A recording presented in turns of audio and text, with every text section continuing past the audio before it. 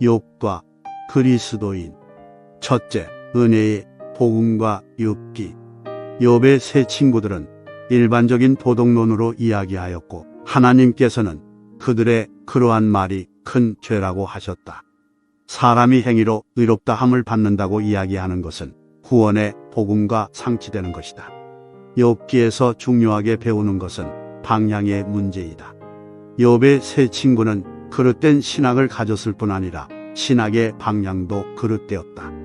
욥은 하나님께 호소하는 태도를 취하였지만 그들은 자기들이 아는 성경 지식으로 욥을 설득하거나 누르려고 하였다. 의식하지 못하는 사이에 사탄의 편에 선 것이다.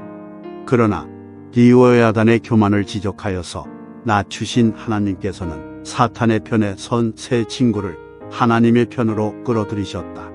욥의 고난을 통하여서 그들에게 말씀하셨을 뿐 아니라 욥이 그들을 위하여서 번제와 기도를 드리게 하심으로써 그들을 하나님의 백성으로 삼으신 것이다. 둘째, 욥의 고난과 그리스도인의 고난. 욥이 당한 고난은 외적인 것만이 아니라 또한 영적인 것이었지만 하나님께서는 고난을 통하여 욥을 연단시키시고 하나님이 어떤 분인지를 더욱 알도록 인도하셨다. 하나님께서 욥을 단련시킬 때 욥에 대한 하나님의 계획을 다 알려주는 방식으로 문제를 해결하지는 않으셨다. 그보다는 하나님께서 어떠한 분이신가를 보여주심으로써 욥이 고난의 문제를 풀고 나가게 하셨다.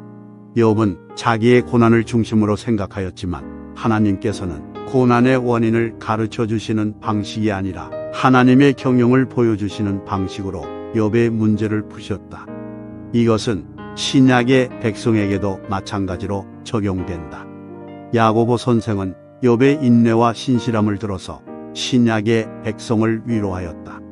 보라, 인내하는 자를 우리가 복되다 하나니 너희가 욥의 인내를 들었고 주께서 주신 결말을 보았거니와 주는 가장 자비하시고 긍휼히 여기는 자신이라. 야고보 선생은 먼저 종말을 이야기하면서 인내할 것을 권하면서 욥의 인내를 모범으로 제시하였다.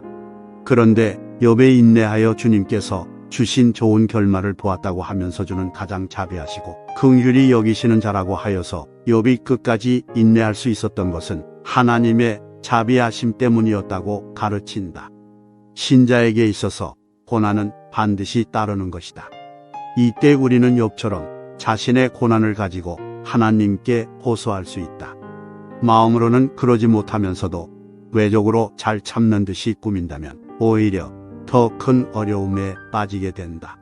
그리스도는 우리의 연약함을 체휼하는 분이시기 때문에 우리도 욥처럼 하나님만을 바라면서 호소한다면 그 호소를 들어주실 것이다. 이 점에서 욥의 인내는 신약의 백성에게도 큰 위로가 된다.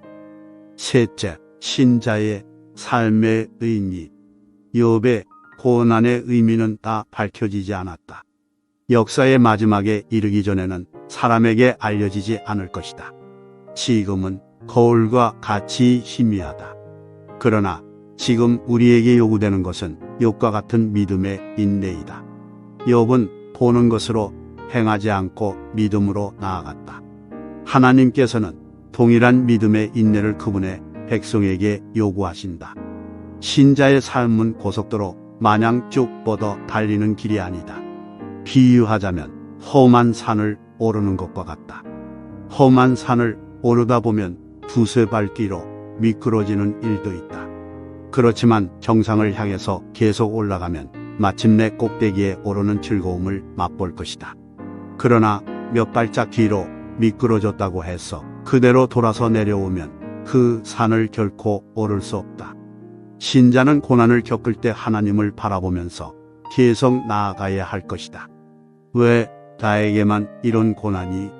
하는 질문을 하면서 뒤로 물러서는 것은 하나님께서 기뻐하지 않으시는 일이다. 또한 다른 사람과의 관계에 사로잡혀 그 안에 머물러 있는 것도 주님을 기쁘시게 하는 일이 아니다. 부활에 대한 욥의 고백은 욥의 신앙 여정의 꼭대기에서 고백한 것이 아니다. 그것은 고난의 한가운데서 했던 말이다. 그는 주님의 은혜로 이러한 고백을 하였지만 또 뒤로 물러서는 것과 같은 이야기도 하였다. 그렇지만 욥은 자기의 어려움과 불만도 하나님께 그대로 아뢰었다. 우리가 비록 자신의 삶의 의미를 다 모르더라도 하나님을 향하여 있는 한 바른 길을 가고 있는 것이다.